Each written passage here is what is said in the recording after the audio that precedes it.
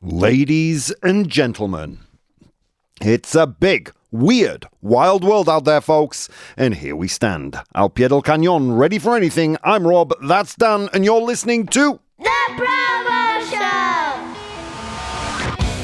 Good morning, friends. It's Jueves, and you're listening to me and Dan live at 8:30 a.m. Central European Time on this, the 23rd of July. That's right, we're live. If you want to join us live, if you want to contribute to our content today, be as cool, as sexy and charming and influential and impactful as our live audience, well, you can do that on twitch.tv/professional bohemian. That's twitch.tv/bohemio profesional, pero en inglés. Stay hydrated out there, folks. If you are listening from here in Madrid, where we broadcast, 38 degrees today. Yesterday, 39, but we will be dropping in temperature. Thank God. Tomorrow, just reaching 33. How are you doing in there, Dan? I'm doing well. Yeah, good. How did you survive? Did you sleep well last night with the heat? Well, I haven't been sleeping well since a lot of days. Oh, really? Yes. Oh, dude, sorry. Yeah, I sleep with a fan pointed directly at me. Like a beached whale. You know when a whale rocks up, kind of rolls onto the beach and groups of people pour water buckets on it? That's basically me during the summer in bed. So I have been sleeping quite well. But no thanks to the extreme heat we're experiencing out here. And the wildfires. Dude, have you heard about the wildfires? Yes.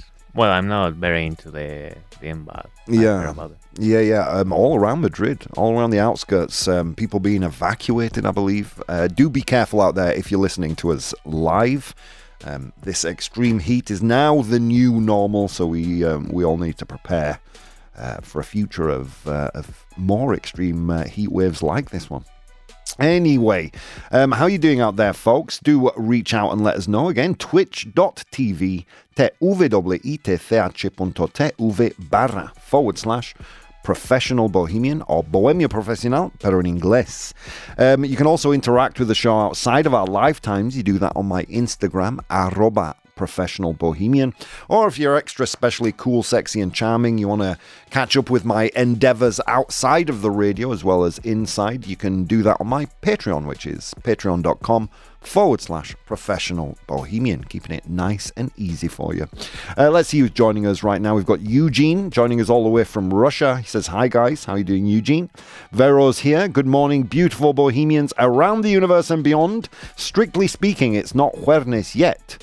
You can say it from 6 p.m. when you leave work. Oh, okay. Wah, wah, wah. So it's just Thursday, guys. Just Jueves.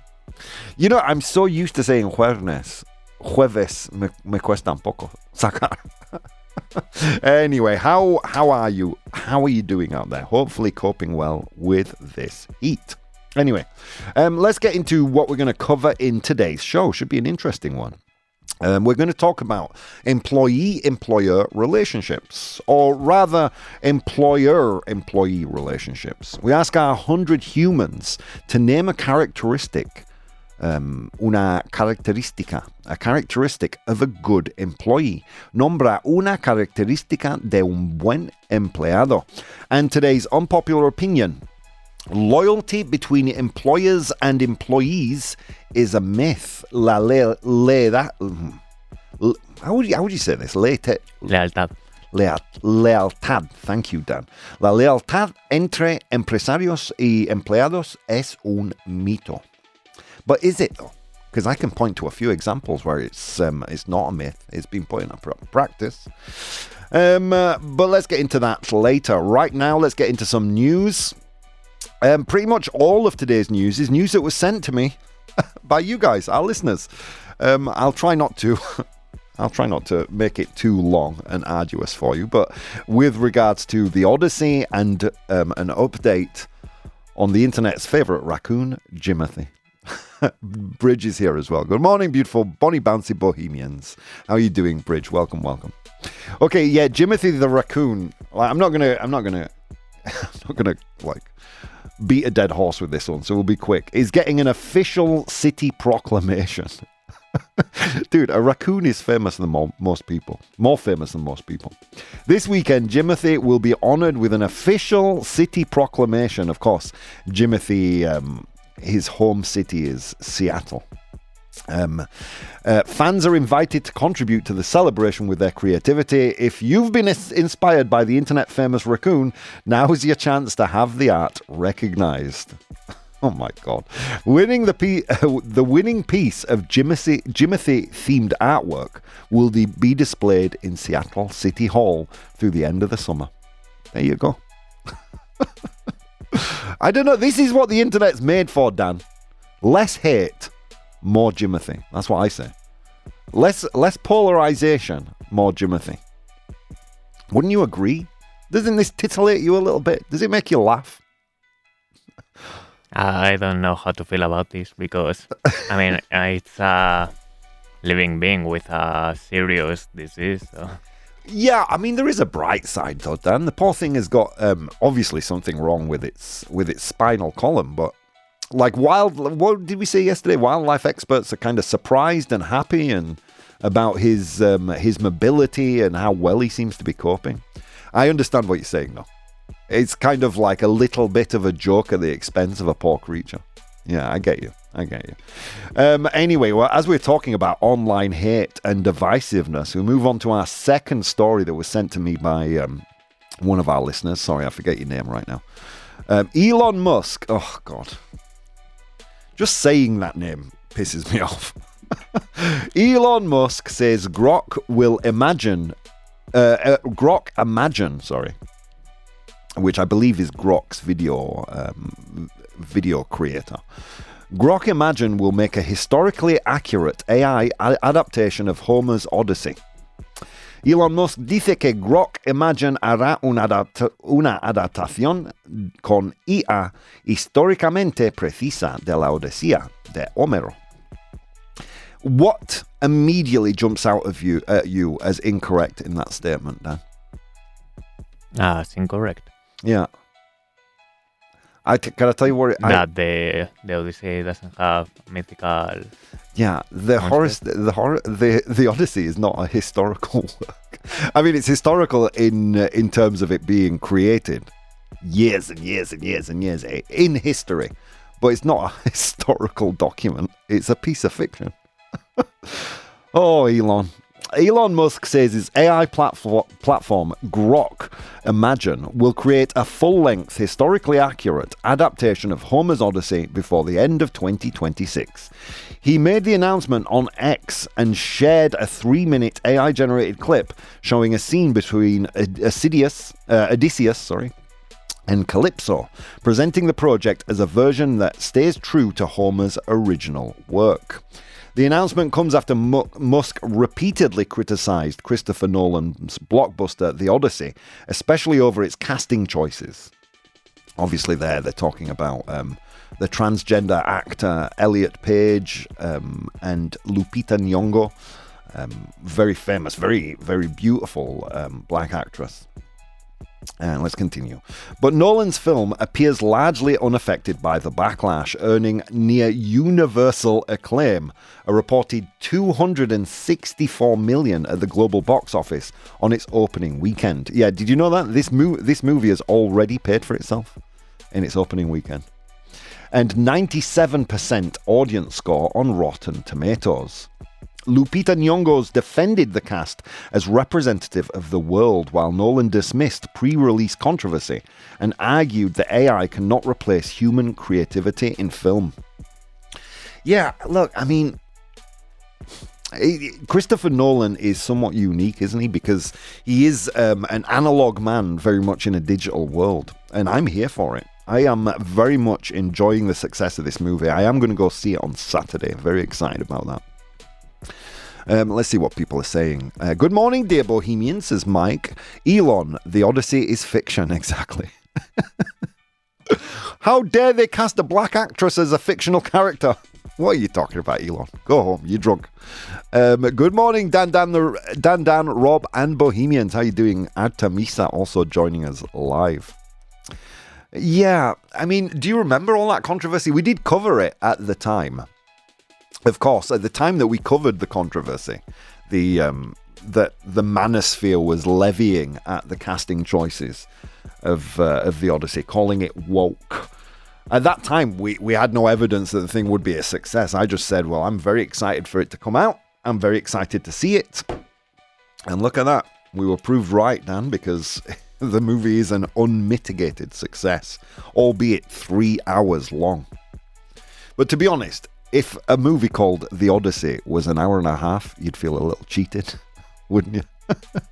Anyway, so I have some related news. MAGA America now needs conspiracy theories to explain how The Odyssey could possibly be a box office hit. La América MAGA ahora necesita teorías de la conspiración para explicar cómo la Odisea podría ser un éxito de taquilla. Not, and by the way, not universally.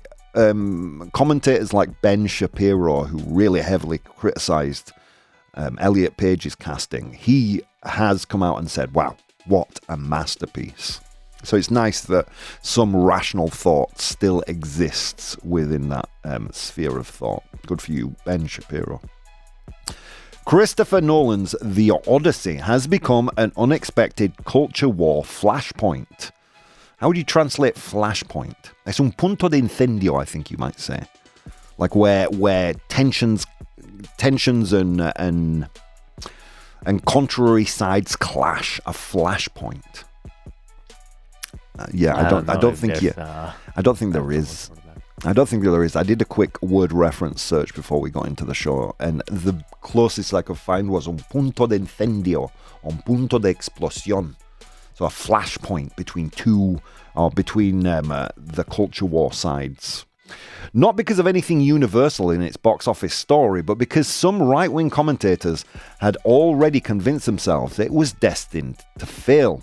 The film features black and trans actors in relatively minor roles, and that alone was enough for parts of MAGA media to frame it as another woke disaster in waiting. But when the film opened strongly, pulling in $124 million domestically and $264 million worldwide, while also earning strong ratings from critics and audiences, the narrative had to change. Instead of admitting they'd misread the public, some commentators turned to conspiracy theories, suggesting the success must be manufactured. Again, not 100%. Which is what annoys me about modern media. You really have to do some research to pick out elements of truth in a lot of articles today. But anyway, the article argues that this reaction reveals how online echo chambers distort reality. Rather than accepting that most moviegoers simply do not care about these culture war grievances, critics on the right are portrayed as needing elaborate explanations for why the wider public does not share their obsessions. Anyway, are you going to go see The Odyssey? Are you excited for it? I know Vero, our regular listener, went to see it and just said it was a tremendous film. I am very excited to see it. You're going to go see it, right, at some point, Dan? I don't know it yet. Yeah, it's the 3 hour. It's the 3 hours that puts you off. Yes. Yeah, I get that. I mean, don't get me, no me malinterpretes, para mí también, don't misunderstand me, for me too. Like dedicating 3 hours, well, you know, you got an hour journey to the center and to the cinema, 3 hours of movie, and then an hour back. That's 5 hours of a day lost to watching a movie. But with ticket prices how they are, I almost think audiences nowadays want, here's a great expression, bang for your buck. Maybe a 3 hour movie is what we need in order to pay the exorbitant prices at cinemas nowadays, you know? And especially now everyone knows the word of mouth, boca a boca, the word of mouth is so strong for this film now. I do think everyone's excited about it. Mike says, no good movie is too long and no bad movie is short enough. Can we get a ProBoh approved? Mike, on fire. ProBoh approved. I'm getting a little pronunciation key for my Spanish here. Odisea. Like Osea. Thank you. Odisea. Thank you. Anyway, enough about Hollywood. Let's get into today's unpopular opinion. Unpopular Unpopular opinion. Okay, we're going to talk about employer-employee relationships, or the relationship between a company and its staff, particularly as it pertains to loyalty. Lealtad. Today's unpopular opinion is loyalty between employers and employees is a myth. La lealtad entre empresarios y empleados es un mito. I mean, it's easy to point to areas where this is true, right? I mean, Microsoft cut roughly 9,000 jobs in July of last year, like a year ago, from almost exactly a year ago, actually, while investing heavily in artificial intelligence infrastructure. HP, not the source, the computers, no la salsa, los ordenadores. HP announced plans to eliminate between 4,000 and 6,000 jobs, expanding its use of AI. Cloudflare announced cuts to affecting around 20% of its workforce. Amazon cut thousands of corporate jobs while spending enormous sums on AI and automation. I mean, the list goes on. Thomson Reuters, Volkswagen, P&O Ferries, Better.com. But there is, if you dig deep enough outside of the narrative, there does exist a deep well of loyalty. For example, Patagonia, they provide paid parental leave, where they don't have to. Company-funded healthcare, flexible working, and subsidized on-site childcare. Costco deliberately pays comparatively strong wages and offers substantial benefits in a low-margin retail industry. John Lewis, employees are co-owners called partners with formal rights to share profits. Gravity Payments, Publix, and then just a whole slew of modern companies that avoid layoffs during downturns. Like some businesses actively choose reduced executive pay, shorter hours, redeployment, temporary profit losses, instead of immediately dismissing staff. This happens. This exists. So where's the truth lie? I mean, I know what your opinion is because I have the results of the Reddit poll here. Dan, let's turn to you now. How do you think people voted? Just as a reminder to our audience, la lealtad entre empresarios y empleados es un mito. Loyalty between employers and employees is a myth. What do you think? How do you think they voted? I think they voted true. They did. Overwhelmingly, 81% of people voted true today. But is there something we're missing here in this relationship, in this loyalty? Well, let's dig in, shall we? So, of course, most people voted true. It's a myth. The relationship is ultimately transactional. Employers pay for labor, or companies pay for labor, and employees provide time, skill, and effort. However warm the culture may feel, the relationship exists because both sides receive something they value. Once the exchange stops being worthwhile, loyalty often disappears quickly. Okay, I'm going to do my best to offer rebuttals here wherever possible. And I think for this one, I would say that a relationship can begin as transactional and still develop genuine trust, commitment, affection. You know, marriage and friendship and community also involve mutual benefit, don't they? Without being dismissed as fake. Companies protect the organization first. When profits fall, departments close, or strategies change, loyal employees can still be made redundant. Businesses may regret these decisions, but their first duty is usually to preserve the organization rather than reward the individual devotion. And I think you're missing a piece of the puzzle here when you say things like this, because protecting the organization can also protect the jobs of everyone who remains. And that is quite often the goal, isn't it? A company that refuses to make painful decisions out of loyalty may eventually fail and harm everybody else's job.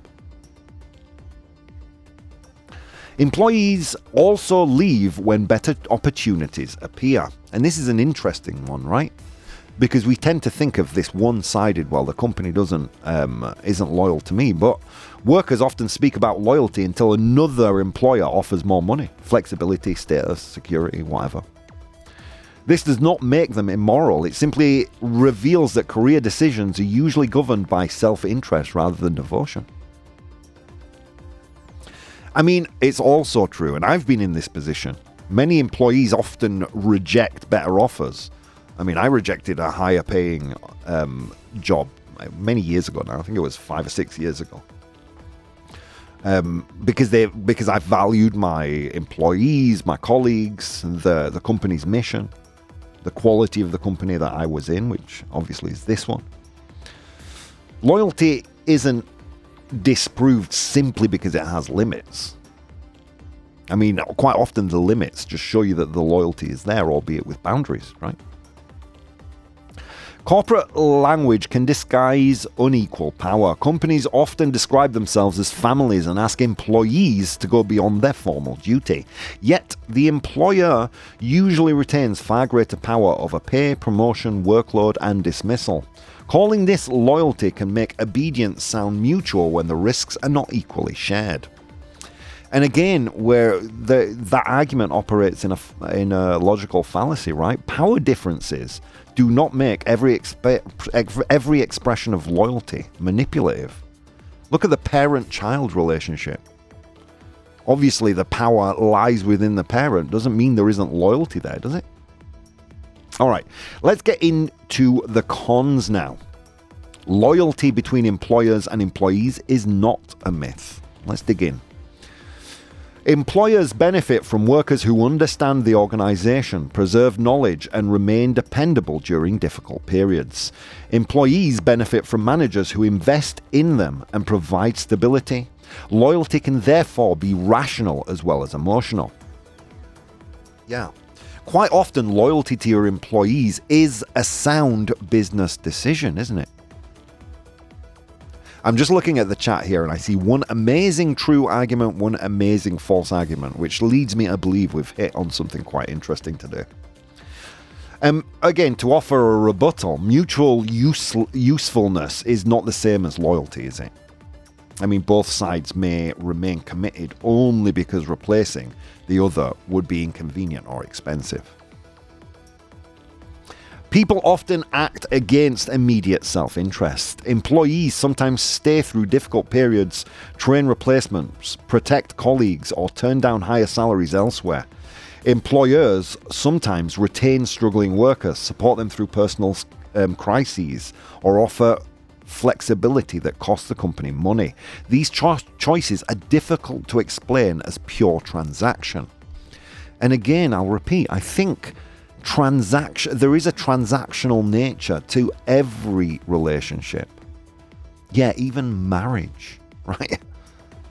If your husband isn't being a faithful, diligent husband, you may choose to get a divorce. That is the very definition of transactional. You expect something in exchange for your loyalty. Loyalty often exists between people, not institutions. An employee may feel little attachment to a corporate logo, but deep loyalty to a manager, team, or founder. Similarly, a manager may fight to protect a worker even when the wider organization would prefer a colder decision. I mean, that supports the myth that organizational loyalty is a myth. Personal loyalty can be real, but it can vanish when one person leaves or loses authority, right? Yeah. Shared hardship can create genuine bonds. Teams that survive crises, rapid growth, failure, or intense projects can develop trust similar to that found in other demanding relationships. Those experiences create memories and obligations that cannot be reduced entirely to salary. I mean, personally speaking, I've had a relationship with this company spanning over 20 years. And I think my relationship with our founder, Richard Vaughan, or the loyalty I've shown him, has been paid back tenfold by Richard Vaughan himself to me. I mean, that is a real loyalty, but is that loyalty to the company or loyalty to the man? It's a tough one today. I mean, do you feel loyalty to your company, Or is it a certain manager, your founder, your boss that you are loyal to, perhaps your colleagues and friends in that organization? Where does the truth lie here? Is that loyalty reciprocated? Is it purely transactional? There's a lot to pick through here, so I'm going to ask you to do some deep thinking and vote on today's poll. Again, you can express your opinion, twitch.tv/professional bohemian. And you can vote on today's poll. That poll is, let me just scroll. Loyalty between employers and employees is a myth. La lealtad entre empresarios y empleados es un mito. True or false? All right, the poll will be up in a few short minutes. I'm going to ask you to vote, and we'll give you 4 minutes while you listen to these advertisement messages to vote. See you in a few minutes. Hey guys, if you'd like to support the show, you can do so on Patreon. That's patreon.com/professional bohemian. There you'll find VODs of the episodes as they are recorded live, blogs, vlogs, and behind the scenes content. If you'd like to watch the show live, you can do so on twitch.tv/professional bohemian, and you can participate in the polls we use in the show on Instagram @professional bohemian or Twitter @ProBoh, PROBOH. Okay, on with the show. Ladies and gentlemen, welcome back to the show. It's now 9 a.m. Central European Time, and you're joining me and Dan live. My apologies, friends. I'm a little late posting the poll. It is now up. You can now vote, express your opinions here on today's unpopular opinion, twitch.tv/professional bohemian. That's bohemio profesional, pero en inglés. The poll is now live. Do vote. I see you all voting now. I can see it moving. Wonderful, wonderful. All right, let's dig in. What did you miss if you just tuned in? Well, we gave a little update on our beloved Jimothy, but we're going to kind of leave off there. The main thrust of today's news was based on an article that was sent to me about Elon Musk and Grok Imagine, and how he's claimed that he's going to produce a new Odyssey movie, more historically accurate. Oh, Elon, you do know it's not. You do know it's fictional, right? Jeez, Louise. And kind of a deeper point here about how echo chambers distort reality. Right, he was one of the many voices who decried the movie as a failure before it was even released to cinemas. Oh no, this woke nonsense is going to fail, and the movie is an unmitigated success, isn't it? I mean, look, the world online is not the world. Like, look at political bubbles. Everyone in your feed supports the same party, so any opposing view seems rare or irrational, right? False consensus is another online phenomena. A popular opinion in one online community starts to feel like what everybody thinks, but that doesn't make it true. You know, distorted popularity. If you were online, you'd believe that Stranger Things was the most popular TV show ever. And, you know, simply speaking, it's not. Selective evidence, enemy caricatures. I mean, you can see it all over, from the Southport riots in 2004 in the UK, the US election fraud communities, hurricane conspiracy theories, Kate Middleton conspiracy frenzy, when people thought she was divorced or dead, when she disappeared from the public view, Romania's 2024 presidential election. I mean, these online bubbles, we tend to think that represents the real world. These echo chambers distorting reality. And it's not. We're just looking at the reality through a particular lens. And this is what's happened to these culture war advocates on the right, now that Christopher Nolan's movie has proved to be an unmitigated success. Most of us simply do not care. And that's that's again not an opinion. That's counting, to borrow the expression of one of my icons of radio. Anyway, Then we moved into today's unpopular opinion, which is loyalty between employers and employees is a myth. La lealtad entre empresarios y empleados es un mito.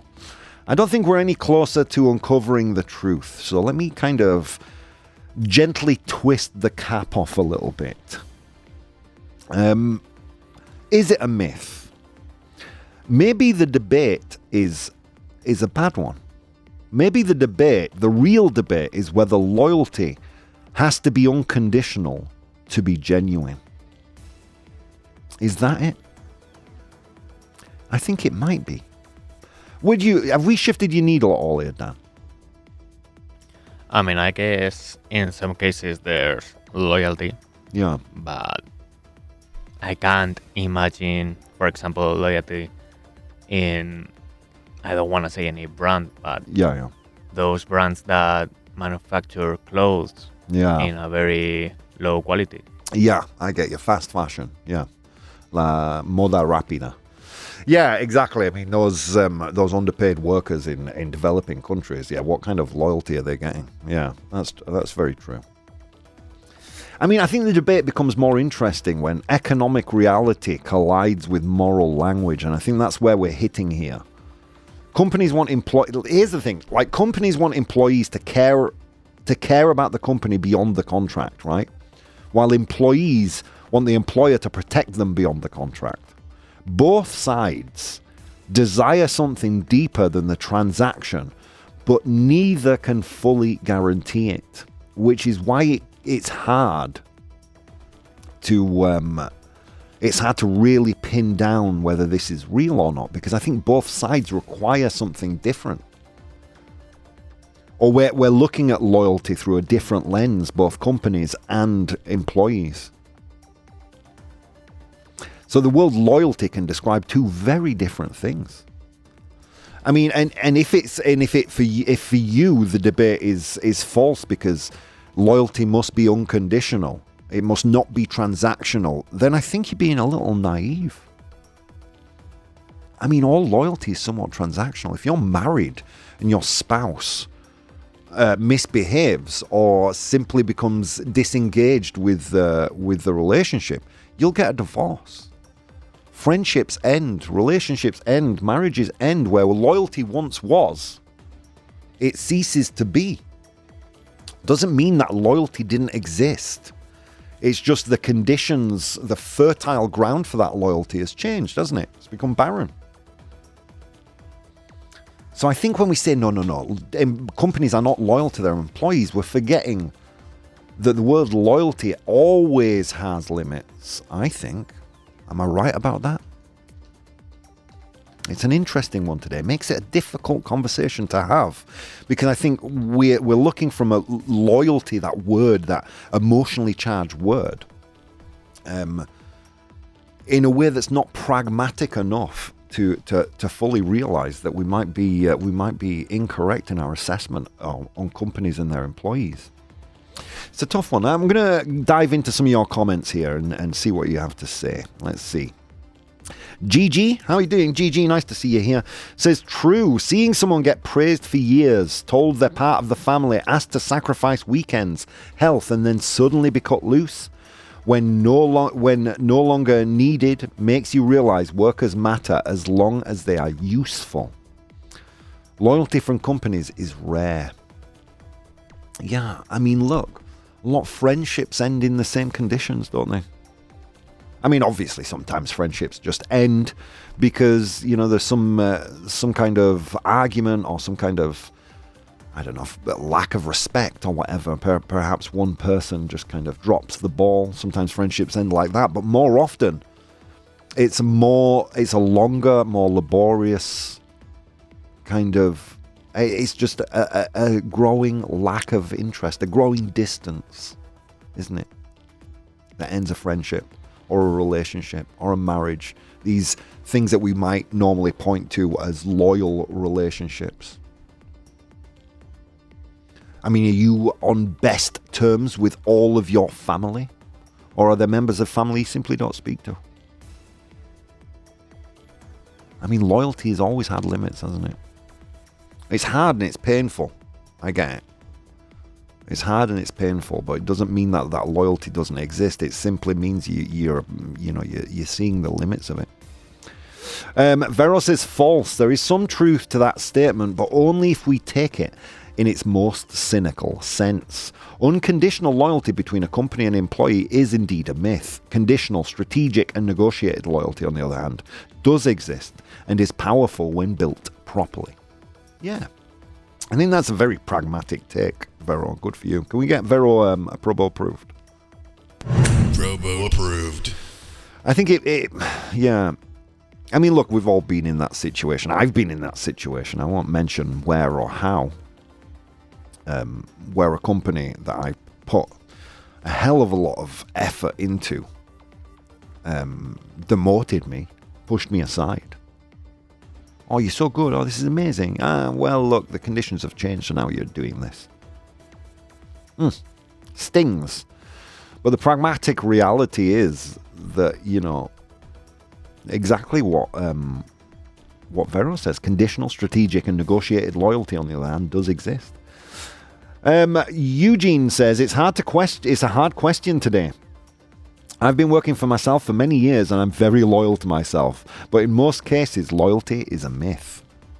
I mean, if loyalty between a company and its employee is a myth, then maybe loyalty in friendships and in between romantic partners is a myth as well, because it's transactional and because it's not unconditional. I don't think we'd make that argument, so it's hard to make the argument when it pertains to companies, isn't it? Again, I think both a company and an employee are looking at loyalty through a very different lens. Employees want employers, or employees want their company to protect them beyond the contract, right? Beyond the signed contract, and companies want their employees to care about the company beyond their contract. I mean, both sides here want something deeper than a transaction and a transactional loyalty, but neither side can fully guarantee it, because if the right job offer came up, you would leave. Yeah. So it's an exceedingly tough one today. By the way, thank you guys. You're on fire today. Today I'm leaning more towards false, says Artemisa. I once worked for a genuinely good company, and there was a real loyalty on both sides. Sadly, when the financial crisis hit, they had to close their Madrid branch. It was a Portuguese health company, and I still miss working for them. I still have a good relationship with my former boss too. It's difficult to find a company that is genuinely loyal to its employees, though. Yeah. Or unconditionally loyal. Because I think that's what both sides want, right? An employee wants unconditionally loyal employee. A company, wants unconditionally loyal employees. And employees want unconditionally loyal companies. And neither side fully appreciates that unconditional loyalty itself may be a myth. Right? I mean, every relationship in some degree is transactional. I think we did that, didn't we, as an unpopular opinion, and we all agreed true. Well, we all agreed. I mean, the majority vote was true. There is a transactional nature in every single relationship. So why would employer-employee relationships be excluded from that? We all want unconditional loyalty, unconditional love, unconditional. We all want the benefits. And we want them to never end, a guarantee of that. But look, the world is the way the world is. And it's sad to hold your hand up and say, yeah, well, look, I mean, sadly, there are no guarantees, are there? Yeah, it's a good one today. Woof. Let's get into some comments I received on Insta. Jonas says, I mostly agree. Companies and employees both tend to stay loyal only while the relationship benefits them. Yeah. And quite right. I mean, look, let's be pragmatic about this. If a radio station was to reach out to me tomorrow and said, we would love you to bring the ProBoh Show to our station, we're going to pay you twice as much as you're currently being paid, that would be difficult for me. That would be a decision. First question would be, can I bring Dan with me? Can I bring Dan down the radio, man? Yeah. I mean, loyalty only goes insofar as it's still... I don't want to use the word convenient, but it's probably the best word I can use. Well, it's still convenient to either side, right? Or it's still the best option. I mean, I think what is hard when we use the word loyalty in terms of our relationship with business, it's hard because it's it's more evident that relationship is transactional. You get paid in exchange for your time and expertise. You know. Anyway, Rachel Hughes Hughes says, that's too cynical. I've worked for the same employer for 18 years because they've consistently looked after their staff. Yeah. Well, that's lovely. I mean, Rachel, but you can admit, right, that that's not the norm, especially not nowadays. I mean, look, my grandfather worked in the same wool purification factory, Whiteheads in Yorkshire, most of his adult life. But that's not the way employment is now, is it? I mean, just like companies are expecting more turnover in staff, we as employees, if we want to kind of raise our status or get more money, quite often have to jump to the next more convenient or more attractive ship. I mean, that's just the way things are nowadays. And it's sad, but it is sadly the way it is. I mean, look, the employment system itself tries to enhance that loyalty, making it more inconvenient or at least more expensive to lay off senior members of staff. Or when I say senior, I mean seniority in terms of how long you've been in the company. It's simply more expensive to lay off people who have been involved in the company for a longer time. Anyway, Philip says the psychological contract disappeared a long time ago. Job security and lifelong careers aren't what they used to be. Yeah, it's exactly the point we were making. Thank you for that, Philip. Yeah. It's just simply not like it was before. Celine Moreau says, I'm sorry if I'm butchering the pronunciation, Celine. Loyalty still exists between people, like a great manager and their team. It's loyalty to the organization itself that's far much rarer. That's become much rarer. Yeah. I'm really lucky. I think maybe with the exception of one or two people, I still have a very good, very tight, very close relationship with people who've worked for me in the past. I don't know if that speaks to me as a good manager or just a decent kind of colleague. I'm not sure, but yeah, I know 90% of those people that I'm still in touch with, if I had an opportunity that was attractive to them, they'd come over and work for me again. Which maybe speaks to the fact that people are more loyal to good bosses and managers than they are companies. Because my loyalty to Richard Vaughan kept me here for years and years and years. You know? Because, I mean, and it was evidence-based. I mean, I went through tough times. Richard helped me through them, albeit financially. You know, he still did. Yeah, it's an interesting one today, isn't it? All right, should we get to the results of the poll? I think we should. So I made the statement that loyalty between employers or companies and their employees is a myth. La lealtad entre empresarios y empleados es un mito. And you guys said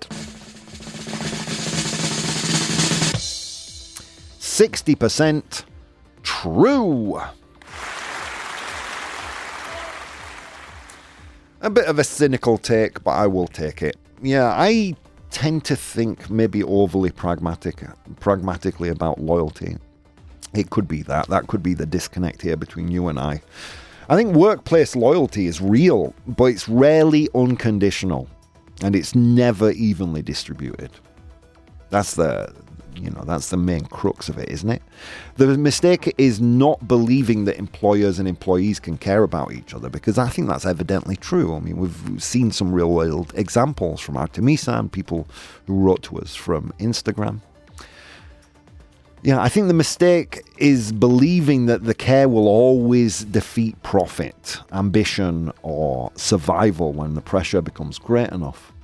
Loyalty at work is best treated not as a promise of permanence.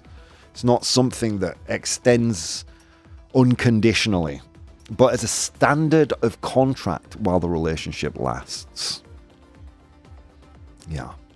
But you know what Grandpa Bo would say, right? He would say, Rob, that's just your opinion, and opinions, they're like buttholes. Everyone has one. They all stink, including mine. Let's move on to today's 100 Humans.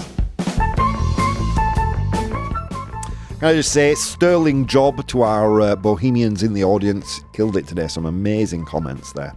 All right, it was a long walk to work today across snow-capped mountains and through river valleys. And on that walk, I encountered 100 humans and asked them all a question. Today's question was, nombra una característica de un buen empleado. Name a characteristic of a good employee. Buen empleado. I asked them that question, they gave me their answers. I'm in possession of the top 7 answers. Your job in the audience is to identify those top 7 answers. I haven't done this for a couple of days, but thank you, Carlos, Ana, Juan Arreo, Ivan Samroff, Ivan GP, Pedro, etc. The problem is I'm spending too much time talking and not enough time delivering the content. But thank you to all of you, even if I didn't read out your name. All right, Dan, a characteristic of a good employee. Good manner. Good manners. Good manners.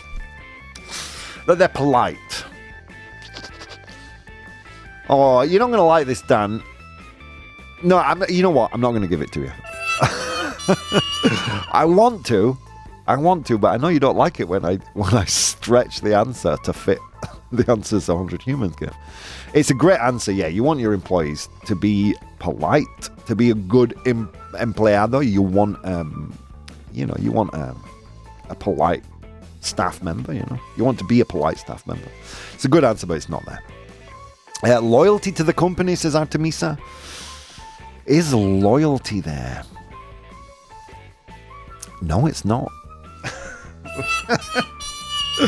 Which is interesting, right? Because obviously that's the topic of today's debate. But yeah, politeness is. Loyalty isn't there. Gigi says a positive attitude, una actitud positiva. Is positive attitude there? We're off and running. Well done, Gigi. Yes, it's there. It's the 7th most popular answer, with 5 of 100 humans saying a positive attitude is a characteristic of a good employee.